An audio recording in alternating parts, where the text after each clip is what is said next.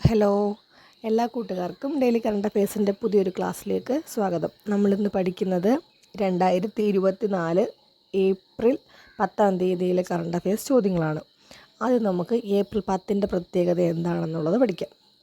അതായത് ലോക ഹോമിയോപ്പതി ദിനമായിട്ട് നമ്മൾ ആചരിക്കുന്ന ദിവസമാണ് ഏപ്രിൽ 10 എന്ന് പറയുന്നത്. അപ്പോൾ ഇതിനു മുമ്പ് നമ്മൾ ഏപ്രിൽ 7 പഠിച്ചിരുന്നു. ലോക ആരോഗ്യ ദിനമായിട്ട് ആചരിക്കുന്ന ദിവസമാണ് ഏപ്രിൽ 7 എന്നുള്ളത് നമ്മൾ പഠിച്ചിരുന്നു.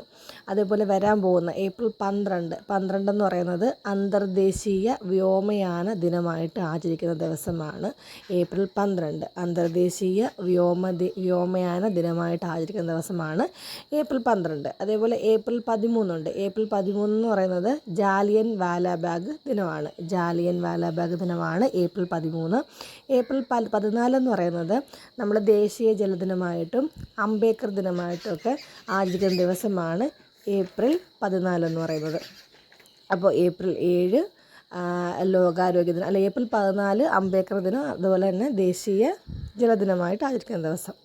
അപ്പോൾ ഏപ്രിൽ 7 ലോകാരോഗ്യ ദിനം, ഏപ്രിൽ 10 ഹോമിയോപ്പതി ദിനം, ഏപ്രിൽ 12 അന്തർദേശീയ വ്യോമയാന ദിനം, ഏപ്രിൽ 13 ജാലിയൻ വാലാബാഗ് ദിനം, ഏപ്രിൽ 14 ദേശീയ ജലദിനമായിട്ടും അംബേദ്കർ ദിനമായിട്ടും നമ്മൾ ആചരിക്കുന്ന ദിവസമാണ് ഏപ്രിൽ 14 എന്ന് പറയുന്നത്. ഓക്കെ, അടുത്ത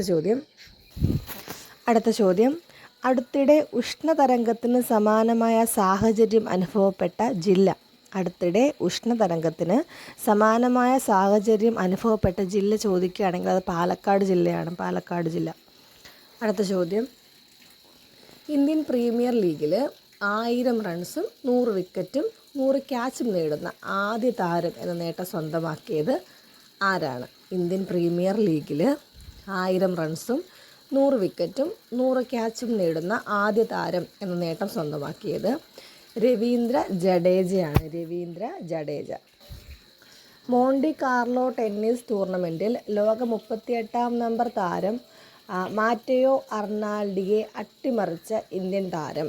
മോണ്ടി കാർലോ ടെന്നീസ് ടൂർണമെൻറ്റിൽ ലോക 38ാം നമ്പർ താരം മാറ്റയോ അർണാൾഡിയെ അട്ടിമറിച്ച ഇന്ത്യൻ താരം ചോദിക്കുകയാണെങ്കിൽ സുമിത് നാഗലാണ്. സുമിത് നാഗൽ. അടുത്ത ചോദ്യം, 2024 ഏപ്രിലിൽ അടച്ചുപൂട്ടിയ കേരളത്തിലെ ആദ്യത്തെ കേന്ദ്ര പൊതുമേഖലാ സ്ഥാപനം. 2024 ഏപ്രിലിൽ അടച്ചുപൂട്ടിയ കേരളത്തിലെ ആദ്യത്തെ കേന്ദ്ര പൊതുമേഖലാ സ്ഥാപനമാണ് ഹിൽ ഇന്ത്യ ലിമിറ്റഡ്. കളമശ്ശേരിക്കടുത്ത് ഏലൂർ ഉദ്യോഗ മണ്ഡലിലാണ് ഹിൽ ഇന്ത്യ ലിമിറ്റഡ് പ്രവർത്തിച്ചിരുന്നത്. അത് 2024 ഏപ്രിൽ അടച്ചുപൂട്ടുകയുണ്ടായി. അപ്പോൾ 2024 ഏപ്രിൽ അടച്ചുപൂട്ടിയ കേരളത്തിലെ ആദ്യത്തെ കേന്ദ്ര പൊതുമേഖലാ സ്ഥാപനം ചോദിക്കുകയാണെങ്കിൽ അത് ഹിൽ ഇന്ത്യ ലിമിറ്റഡ് ആണ്. Hill India limited. അടുത്ത ചോദ്യം, കൊങ്കൺ റെയിൽവേ കോർപ്പറേഷൻ ലിമിറ്റഡിൻ്റെ ചെയർമാനും മാനേജിംഗ് ഡയറക്ടറുമായിട്ടുള്ള വ്യക്തി, അതായത് കൊങ്കൺ റെയിൽവേ കോർപ്പറേഷൻ ലിമിറ്റഡിൻ്റെ ചെയർമാനും മാനേജിംഗ് ഡയറക്ടറുമായിട്ട് നിയമിതനായ വ്യക്തി ആരാണ്? സന്തോഷ് കുമാർ ഝായാണ് കൊങ്കൺ റെയിൽവേ കോർപ്പറേഷൻ ലിമിറ്റഡിൻ്റെ ചെയർമാനും മാനേജിംഗ് ഡയറക്ടറുമായിട്ട് നിയമിതനായത്. അടുത്ത ചോദ്യം, 2024 ഏപ്രിലിൽ സാഗർ കവച് 1/24 എന്ന പേരിൽ സൈനികാഭ്യാസം നടന്ന ഇന്ത്യൻ കേന്ദ്രഭരണ പ്രദേശം. 2024 ഏപ്രിൽ സാഗർ കവച് 01/24 എന്ന പേരിൽ സൈനികാഭ്യാസം നടന്ന ഇന്ത്യൻ കേന്ദ്രഭരണ പ്രദേശമാണ് ലക്ഷദ്വീപ്. അടുത്ത ചോദ്യം, ലോകാരോഗ്യ സംഘടനയുടെ കണക്ക് പ്രകാരം ലോകത്ത് ഏറ്റവും അധികം ഹെപ്പറ്റൈറ്റിസ് B/C വൈറസ് ബാധിതരുള്ള രാജ്യം. ലോകാരോഗ്യ സംഘടനയുടെ കണക്കുകൾ പ്രകാരം ലോകത്ത് ഏറ്റവും കൂടുതൽ ഹെപ്പറ്റൈറ്റിസ് B/C വൈറസ് ബാധിതരുള്ള രാജ്യം ചൈനയാണ്. ചൈന.